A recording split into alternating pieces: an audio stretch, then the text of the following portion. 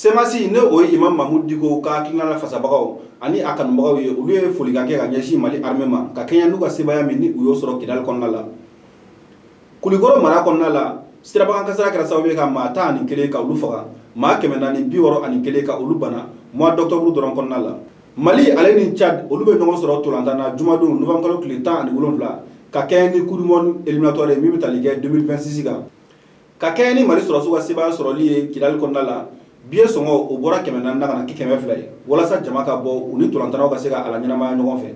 N balimaw a bisimila ka don kibaru kɛnɛ kan. Kibara filan bɛ an bolo o de bɛ tali kɛ semasi kan ni o ye coordination des mouvements associations et sympathisants de l'imam Mahmoud Diko. I bɛ k'a fɔ ko olu ye lase kɛ lase min ni o kɛra novembre kalo tile 15 lase min ni a bɛ tali kɛ kosɛbɛ fɛn min ye Kidal mara an ka Mali sɔrɔsiw ka wulikajɔ tɛmɛnen kɔfɛ ka se ka Kidal ka o minɛ ka o fara Mali jamana kan. O hukumu de kɔnɔna la fɛn min ye semasi ye olu ye folikan kɛ ka ɲɛsin fɛn min ye Mali armée ma. Kibara min sera ma o de k'a jira k'a fɔ ko semasi kɔni ɲɛmɔgɔyaso a jira k'a fɔ ko u ye kunnafoni sɔrɔ ka bɔ fɛn min ye direction de l'information et des relations publiques des armées ni o ye DIRPA ye k'a jira k'a fɔ ko fɛn min ye Mali armée kɔni k'u ye Kidal sɔrɔ ko wa ko u dagajɔrɔ kɛra Kidal ye nin waati in na. I b'a k'a fɔ ko o hukumu kɔnɔna la fɛn min ye semasi ye u ye folikan ta kosɛbɛ ka ɲɛsin nin sebaya min ni Mali sɔrɔsiw ni u ye a sɔrɔ sebaya min ni a sɔrɔla san caman wulikajɔ ani cɛsiri tɛmɛnen kɔfɛ walasa ka se ka Kidal ka se ka o minɛ ko o sebaya sɔrɔlen kɔfɛ semasi kɔni ko olu ye bɛ foli kɛrɛnkɛrɛnnen kɛ ka ɲɛsin fɛn min ye Mali armée ma sabula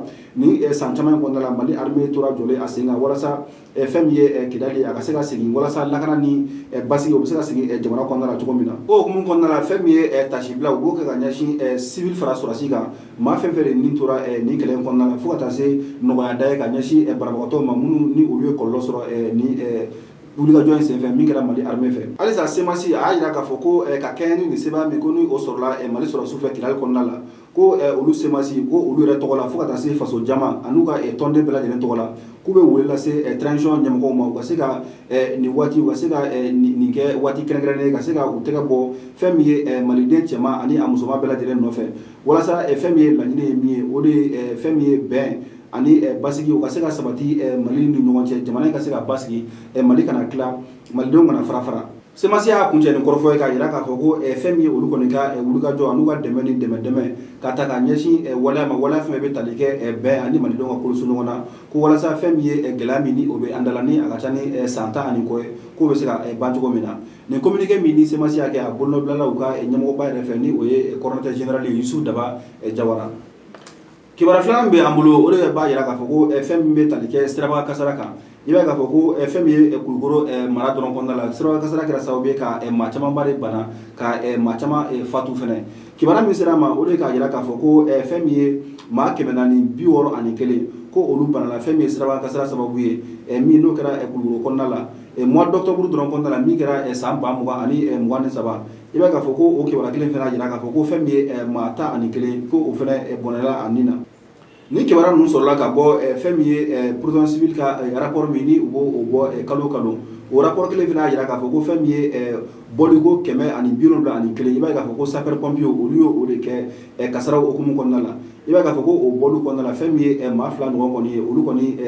sara fɛn min ye jilatoli ye maa kelen bɛ yen nɔ ale kɔni banala fɛn min kɛra sababu ye ka so ka o cun o kan kɔ o bana. An bɛ se ka min fɔ mɔgɔw ɲɛna nin yɔrɔ la o de ye k'a jira k'a fɔ ko fɛn min ye sirabakan kasaraw kɔni ye walasa ka se ka caman bɔ a la o de ye fɛn min ye sirabakan sariya minnu bɛ yen nɔ fo adamadenw k'u jija walasa ka se ka olu labonya sabula o bɛ kɛ sababu ye fɛn min ye kasara ye o bɛ se ka caman bɔ a la cogo min na ni dɔ y'a ta k'a jateminɛ i b'a ye k'a fɔ ko fɛn min ye sirabakan kasara a kɔlɔlɔ bɛ bin mɔgɔw kan mɔgɔ minnu ye sifinnakaw ye ni dun ko sifinnakaw i b'a fɔ k'a fɔ ko jamana siniɲɛsigi n'olu ma se ka lakana i b'a ye k'a fɔ ko a bɛ se ka kɛ sababu ye ka dankari yɛrɛ dɔ fana don jamana siniɲɛsigi fana la. An bɛ wele bila bɛɛ lajɛlen ma bɛɛ ka se ka sirabakan kasara minnu ka se ka éviter ni sariyaw la batoli ye u ka casquew don u ka bolifɛnw u ka u contrôler ka ɲɛ u ka papiers ta a ɲɛma bolifɛnw na walasa dɔ bɛ se ka bɔ sirabakan kasara cogo min na. An b'a kuncɛ ni kibara duman ye min sɔrɔla ka bɔ fɛn min ye ministère de la jeunesse des sports chargé de l'instruction civique et de la reconstruction citoyenne ni o yɛrɛ ministère bɛ fɛn min ye monsieur Abdul Karim Ibrahim Fɔnba olu ye lase min kɔnɔna la u y'a yira k'a fɔ ko fɛn min ye Mali sɔrɔsiw ka sebaaya sɔrɔlen kɔfɛ Kidali mara kɔnɔna la ka se ka Kidali ka se ka kɛlɛ kɛ walasa ka o minɛ maa murutilenw ni jatigɛ wale tigilamɔgɔw bolo ka o fara Mali kan i b'a k'a fɔ ko o fana nana bɛn waati ma waati min na fɛn min ye coup du monde fana o élémentaire fana bɛ sen na ni an ka samata sɛgɛw yɛrɛ ni o ye a kɔrɔbalenbaw ye ni an ko ma ko équipe nationale senior ni olu yɛrɛ fana kan ka match taa ni jamana fila ɲɔgɔn ye min bɛ tali kɛ Tchad ani République Centrafrique fana kan ni o bɛ tali kɛ fɛn min ye première ani deuxième journée éliminatoire hokumu kɔnɔna la 2026 coup du monde min kan ka tan i b'a k'a fɔ ko hokumu kɔnɔna la fɛn min ye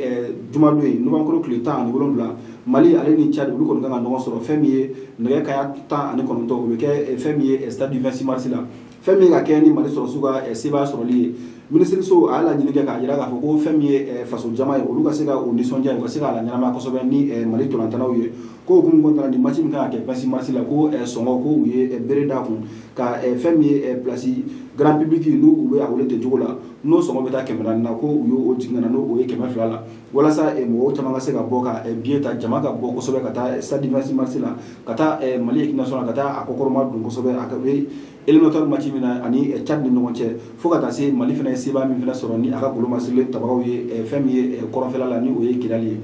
halisa minisiri kɔni ye wele bila faso jama ma ko bɛɛ lajɛlen ka bɔ jumadon novankuru tile 17 nɛgɛ kanɲɛ 19 o k'a sɔrɔ bɛɛ bɛ stade du 26 mars la walasa malidenw u ye dɛmɛ min ta ka Mali armée ka a kɔkɔrɔma don depuis nin waati janba in bɛɛ kɔnɔna la fo ka taa sebaaya sɔrɔ Kidali mara kɔnɔna la k'u k'o dɛmɛ ni o dɛmɛ kelen ta ka ɲɛsin fɛn min ye an ka kɛlɛkɛcɛ minnu ni olu fana kan ka jouer sini stade du 26 mars la ni o ye an ka ntolantanaw ye ko faso jama ka wuli ka taa kɔkɔrɔma donni ta olu fana sɛgɛrɛ walasa fɛn min ye opération min ni an ka samata sɛgɛw ni u bɛ o la ni o bɛ daminɛ sini sabula opération min don opération fila